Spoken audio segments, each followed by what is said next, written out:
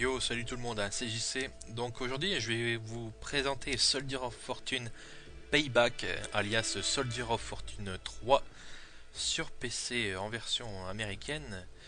Donc il faut le savoir tout de suite, ça n'a scénaristiquement parlant, ça n'a plus rien à voir avec les deux premiers Soldier of Fortune parce que c'est plus le même héros.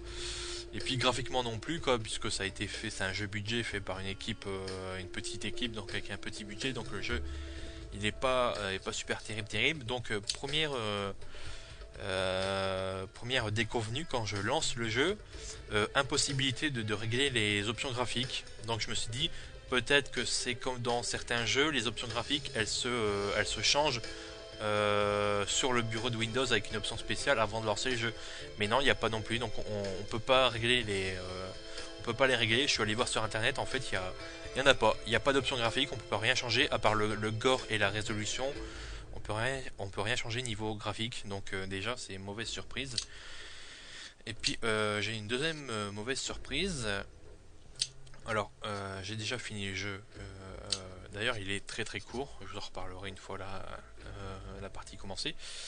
Je me suis dit bon, j'ai fini le jeu, donc je vais pouvoir recommencer la première mission débloquée avec toutes les armes du jeu, toutes les armes que j'ai débloquées. Donc je vais dans Assaut par exemple, et je regarde, ah bah il y a que deux armes comme au début, comme lors de ma première partie. Parce qu'en fait si on veut avoir toutes les armes disponibles avant le début de la mission, et bah, il vaut mieux choisir la dernière mission. Je vais vous montrer, hop, on va jouer en normal. Je fais assaut, là vous voyez, j'ai toutes les armes disponibles. Donc ça c'est un peu con de la part des développeurs. Si on recommence un niveau qu'on a déjà terminé, ben, alors qu'on a déjà terminé le jeu, pardon, et ben on pourra pas récupérer toutes les armes qu'on a débloquées. Ouais, ça marche pas. Il faudra recommencer des niveaux vers la fin du jeu pour avoir plus d'armes disponibles avant le début de chaque mission. Donc c'est un peu chiant de la part des développeurs d'avoir fait ça. Donc alors quasiment toutes les armes sont customisables, donc ça c'est plutôt pas mal. On va prendre le TCWL, hop, on appuie sur Customize. Je vais prendre le scope, le rifle scope, hop, je vais prendre suppressor pour le silencieux, je vais prendre un grip pour que ce soit plus stable. En arme secondaire, je vais prendre machine gun, je vais prendre le PKR-47, non, c'est pas celui-là, ouais voilà, c'est le M48 SAW, parce qu'avec celui-là, on peut lui mettre un red dot ou collimateur ou un reflex sight. Donc je vais plutôt prendre red dot sight, hop, c'est un petit point rouge. Alors niveau des flingues, il y en a pas mal. Et il y a aussi le Hilix. J'ai jamais vu ce flingue-là de ma vie, donc on va le prendre. Malheureusement, on peut pas le customiser. C'est assez dommage. Alors vous voyez, bien sûr, en dessous en dessous de chaque arme. Alors, est-ce que je vais arriver? Ouais, c'est en customize. Si je me trompe, ça va commencer. Vous voyez, quand vous allez dans Customize, vous voyez en dessous de chaque photo de chaque arme, en fait, ses capacités, les capacités de chaque arme, quoi. Donc, il n'y a pas de problème là-dessus. Donc, on va reprendre la Helix. Voilà, hop. Donc, on va faire Start Game. Donc, heureusement, sur mon PC, ça tourne. Forcément, comme il n'y a pas d'option graphique à changer, le jeu tourne assez bien. Graphiquement, ben, c'est un jeu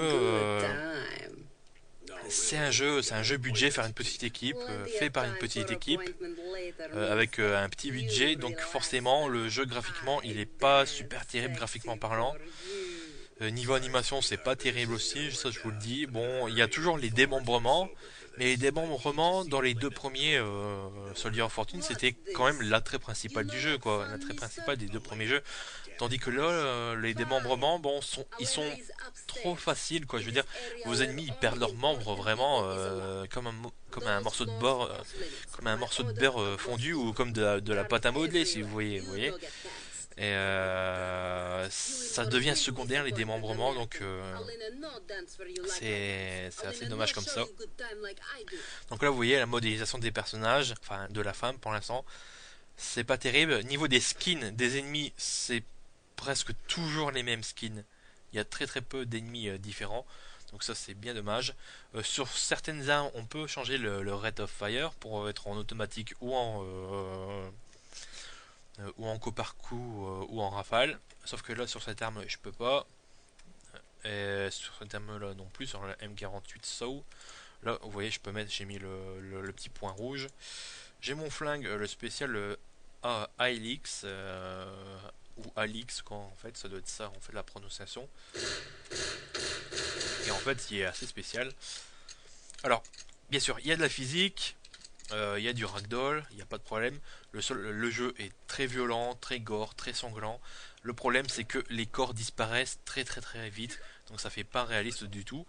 Et cette dernière mission, comme par hasard, elle est extrêmement difficile. On se fait shooter en un ou deux coups, alors que dans toutes les autres missions, on se prend 40 000 balles. Enfin, il faut se prendre au moins 40 000 balles avant de mourir. Même en niveau de difficulté normal. Donc, ce qui est assez bizarre. Donc, il y a deux mecs derrière la porte, parce que le jeu est scripté et linéaire au possible. Hop. Ah oui, je me suis pris un coup. C'est comme dans tous les FPS à la mode maintenant, il n'y a plus de barre de vie.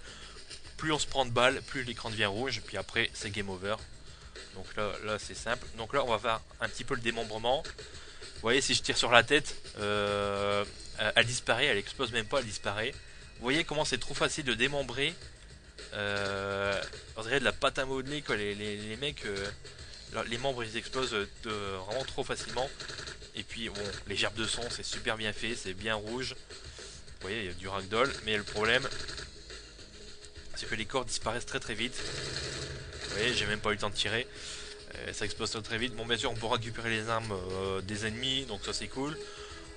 Euh, j'ai tendance à. Enfin, on a tendance à manquer de munitions dans le jeu. Bon, heureusement.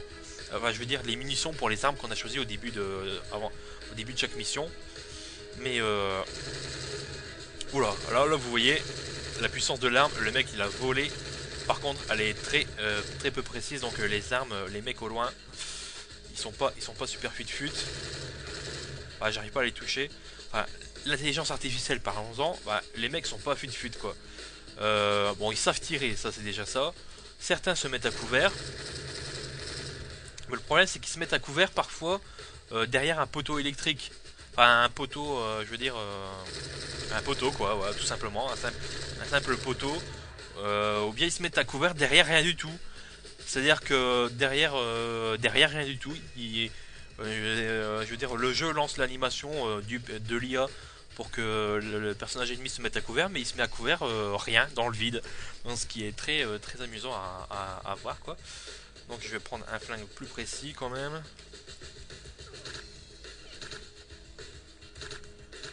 Alors, on peut faire des headshots bien sûr. Alors les ennemis ils arrivent par dizaines de milliers hein, dans chaque niveau, il n'y a pas de problème. Niveau de la musique, j'ai bien aimé, personnellement, j'ai bien aimé la musique qui est assez entraînante et bien fichue quoi. En plus, on peut tirer à travers certaines matières comme le verre ou le bois, ça dépend. Oui, là, j'ai tiré à travers le verre et à travers la vitre ou le verre quoi, je veux dire. Le panneau vitré, voilà, hop, je cherche bien mes mots. Ça passe généralement bien. Hop là, toi t'es mort. Alors sur ce terme là, malheureusement, je peux pas mettre coup par coup ou en rafale. Alors certaines armes ne tirent qu'au coup par coup.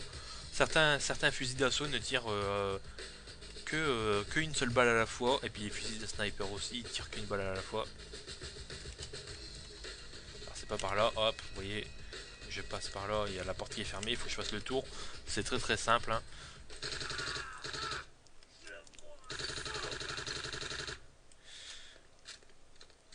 J'avance. Alors les bruitages sont super bien foutus, les bruitages des armes très bien foutus, très réalistes. Donc jusque là c'est du bonheur. Bon. Vous avez un indicateur, vous voyez le petit carré blanc là, il vous indique où vous devez aller, puis le chiffre en dessous en fait c'est le nombre de mètres qui vous sépare de votre objectif. Donc, on peut lancer des grenades. Le problème c'est qu'il lance les grenades très haut. Quand vous regardez bien droit devant vous, votre personnage le lance très haut. Donc il faut viser vers le bas pour lancer des grenades bien droites. Voilà, vous voyez, il y a de la physique hein, un petit peu. Voilà, certains objets du décor sont vraiment pourvus de physique, puis les autres, ceux qui sont collés au décor, là vous voyez normalement tout aurait dû exploser, mais bon, rien n'explose.